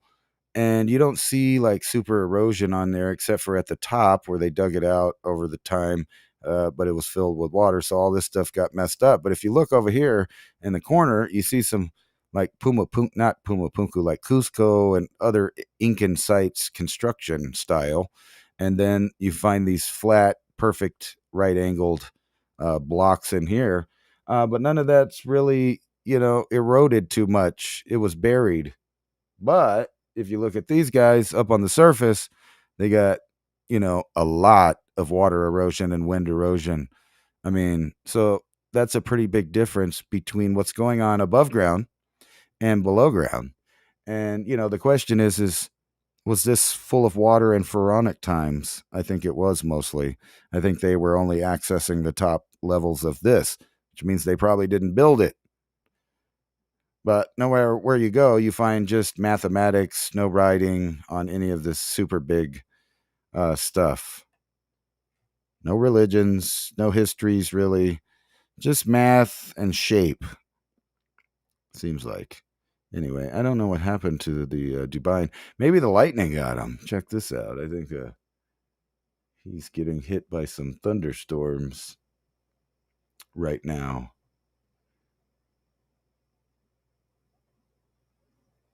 Look at this. I wonder why they're doing this. I don't know. He's talking about all these empires coming and going, and that's exactly what's going on Earth right now as Russia deploys their entire fleet of nuclear icebreakers to the Arctic. So they're trying to make sure that they keep those gulfs and shipping lanes open for them. Yeah. U.S. has promised Ukraine territory. That's because that war's about to be over soon, unless Europe gets their way and makes it spread into there. And just as I predicted, where I told you guys a long time ago that, one of the players that no one takes seriously in the nuclear game is Japan. And, they've been sending up satellites and doing this and that. They have really great rocket technology. And not only that, they have an ass load of nuclear material, enriched material that they could just switch over and have some nukes with a little bit of tinkering and some technology. Japan needs to possess nuclear weapons, Prime Minister Office source says. So, yeah, things are looking spicy out there. Secret government UFO program. And I think what this is just technology. People doesn't know what it is. Mysterious as flock of UFOs seen hovering over a power station for more than a year. And then here's this article that might put it in perspective. Why the U.S. and Chinese satellites are dogfighting in orbit. They're always telling you, well, if it's moving around, it's not a satellite. But evidently it is. It is a satellite. That is what's going on. And besides that, if you saw technology, would you even know, whose technology it was? Because it looks like it's the same technology. Here's the B-2 Spirit, cost $2 billion, length 21 meters, payload 18 tons, speed 1,010 kilometers an hour. I was about to say knots, but it's not. Length 30 meters, payload 30 tons, speed 1,200 kilometers per hour there, and it's half the cost. I don't know. Would you even be able to tell which country that was unless you really paid attention to that? And then meanwhile, while they're all preparing for war, they are ramping up this digital ID thing, and they want you to start wearing all of these components to help track yourself. You're going to opt in, so you could get your Ozempic or your diabetes medicine, diabetes supplies. You remember that guy that did the oatmeal commercials? Anyway, global lawmakers want to, this blueprint of online digital ID law for everywhere. And it has nothing to do with protecting minors. It's more about banning people from being able to say things, read things, understand things, and find out about things here in the near future. And it's ironic that that paper, that peer-reviewed paper talking about the Internet of Things, calls it, the ban. And I just want you guys to think about really what this is saying. It's going to change things. I think I should. I think I might have checked. No, here it is. Body area networks, and they're going to use this with the other technology that I've been talking about on here, where you can kind of get a three-dimensional picture of the human domain using the Wi-Fi, Li-Fi, microwave, 5G, 6G, whatever. It's all used together to keep track of what you're doing. And now people are going to go and surpass being a phone zombie and having their phone all with them at all times and doing all this stuff for them and reminding them and keeping track of things and basically being a out of the body hard drive, external hard drive, to know how to do things and understand things and remember things. And then meanwhile, the children getting rewired with an entirely artificial intelligence generated world is going to have that portion of the brain that does the imagining completely, neutered, I guess is the right word. Meanwhile, people are going to be putting in all of these devices, and they're going to be, not big ones. It'll be something cute. I've already seen them around for different stuff. And then you kind of go, that's kind of weird, that the traditional old medicines found around the world have some good results when looked at by people and doing studies on them like this. Psychedelics might fix your depression by rewiring your brain, study finds. Oh, that would be nice, but the majority of the world, that would be illegal for them to get a hold of those materials and stuff. But look over here to Canada, and if you're an American, don't think you're far behind, because there's now 12 states passing laws that mirror Canada's assisted offing, which is in my mind sick. I mean, I could see it in certain circumstances. If someone's old at the end of their life, in severe pain, and there's a clock ticking on them, and they want to choose that. But for all of the other reasons that they're coming up with, is you a veteran, you're depressed, you got Down syndrome, you're old, sick, addicted to drugs, whatever, we'll help you out. And you might even, receive and be, able to apply for some financial aid in your transition. Canada couldn't treat a sick woman, so it offered her, those bad words there. I'm not going to read them, because you never know about the AI and the algorithm of what you can and can't say. And, the president got on the thing and said that we're in the best everything. It's better than anything, ever before. But people are saying, I'm not really feeling it. Not really feeling it. And, I just brought up this paper here to kind of illustrate that we know that there's burps off the sun that do things that are powerful stuff, because, if they're depositing atmosphere on the moon, that would have been an interesting show here on Earth. And then you got this. More evidence of an electric universe just based on this picture alone, which caught my eye with the dumbbell shape. And if you guys heard of, I forgot I think it's called cold fusion. Basically, like when two materials of the same thing just bond in zero gravity and become one object. I might be wrong on the name of that kind of fusion, but there's a phenomenon that happens when things are made out of the same materials. They just kind of weld themselves together.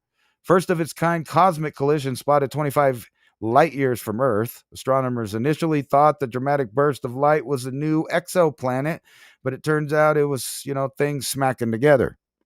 What astronomers initially suspected to be an exoplanet is actually a never before seen head-on cosmic crash, as detailed in a study published today in the Journal of Science. Researchers described the aftermath of two separate collisions between two small rocky cosmic objects called planetesimals. However, Their findings were only made possible by some eagle eye image courtesy of the Hubble Space Telescope. But it does have that shape that we seem to find most asteroids in, which is the exact shape that you would find if, maybe two things were electrically charged and bonded together via this process of fusion in 0G. And tonight, I think it's tonight, Cosmic 3i Atlas reaches its closest point to Earth tonight. How to see it in the sky and online. There's various streaming sites you can go watch a still frame of it. Or a computer-generated model of how it's going. But some weird things about it. Scientists detect X-ray glow. Well, I guess it's not that weird. From interstellar Comet 3i Atlas extending 2,500 miles into space. And there's a little digital illustration of an image. I don't know if it's supposed to be depicting that or not. But yeah. And then if you want to really find out some of the observations on one far end of thinking, even though I actually think in his articles he's kind of balanced, he never says it is definitely this thing. He just said what it could have, should have, it could be, it's possible, it might be, it may be, which is the way that most papers are written now about anything with no real answers on there. I don't know what happened to Dubine there. He just kind of zorbed out on the lightning storm, I guess. Anyway, Russia gaining stuff in Ukraine. But like I said, I don't expect that to last much longer. Leak files show U.S. wants to persuade all these nations in Europe to get out of NATO and form some kind of new coalition with the Western civilization over here.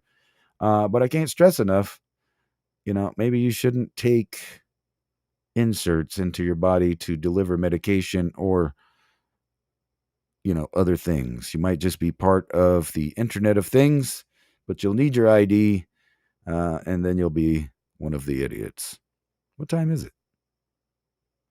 It's about the end of the show anyway. Let's check out the chat, and I will go over here. Let's see the chat room. What's going on? Any questions? If you believe that boy, do I have a bridge to sell you? Right here. I had a patient years ago that stated, what was it? Stated he cured his mom's cancer using, I can't say that. Well, that's hearsay. I didn't say it, but they said it. They said it. They said that they said it, so it's not a quote from me. I almost read it. You almost got me. Oh, can't read that one either. Yeah, I bet that is an excellent series. If you're looking in the chat, you can see the name of that. But, with these weirdos at YouTube, I can't put nothing up, or they might, intervene in your viewing pleasure of the Civilization Cycle podcast. Anyway, if you like our show, you can help us out by doing this here thing, or you could scan that. You could join the digital AI revolution. I'm just joking. It's not AI. It's just a QR code. But that may be the language of the future, as robots might be the only one that know how to read here in just a few years. A few decades later, after the implementing of some of these new technologies that I'm going to say are weapons. They can call them what they want. It can be cute, or whatever, or convenient, or whatever. It's just a slippery slope. People, like I said, will probably opt into the system of the Internet of Things by getting devices that their doctor or healthcare provider told them to get that will be beneficial in their life, I'm sure. But you could see with a system like that it wouldn't be hard to switch over to any kind of nefarious control mechanisms, if you know what I mean. And you can sign up for the newsletter. From what I hear, he sends that out usually right about before the new show or earlier in the week. So you can get that if you would like that. Now let's see what's going on over here in the chat for the last few minutes here. B-17 found in seeds. Oh, you mean the B-17 bomber? I don't know what you're talking about. I do like pecans that are not really sweet. What's the opposite? Like bitter pecans. They're pretty good. Thanks again, David and Ransom. Thank you for watching. Bright veggies. Yes, you need your greens and your reds and your yellows. Those are all good colors. Oranges. Not psychedelic shrooms, just Reiki. Yeah. Have a Merry Christmas, Ransom. Thank you. And you too. Anyway, I guess that's all I got there for tonight. I think I had it somewhere up here. Yeah, here it is. Let me share that.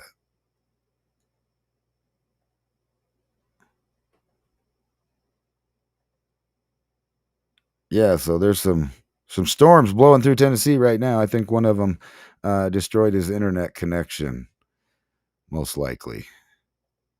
But we'll see you again next Thursday. Same time, same place. Right here on Mountain High Time or Civilization Cycle for the Civilization Cycle podcast.